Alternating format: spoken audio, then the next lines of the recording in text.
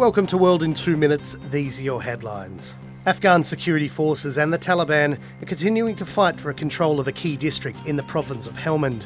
Akhtar Muhammad, a police commander in the Sangin district, said Afghan security forces had recaptured the governor's compound there. A spokesman for the Afghan army in Helmand says airstrikes killed 25 insurgents and wounded 12 others overnight in Taliban strongholds. The Taliban sees the town as an important strategic goal. The district sits on smuggling routes for drugs, arms and other contraband, which fund the Taliban.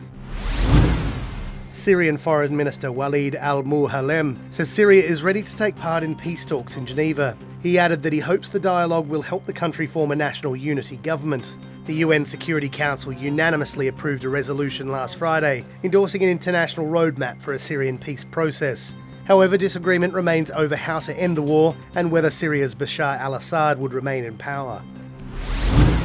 Japan's cabinet has approved a military budget worth $42 billion. The record-high military funding is part of an $800 billion national budget plan for next year. This is the fourth annual increase for military spending under Prime Minister Shinzo Abe. Many critics say they are worried about September's new security legislation, which has enhanced the role of the military and increased its cooperation with the US. They say the new security law would increase the risk of Japan being entangled in a US-led war.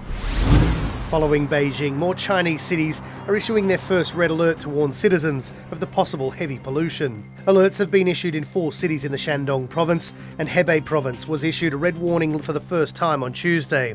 A red alert was also issued in Tianjin on Tuesday through to Thursday morning. China has experienced extreme air pollution after 30 years of intense industrialisation and economic growth. Thanks for watching. TRTworld.com, Istanbul.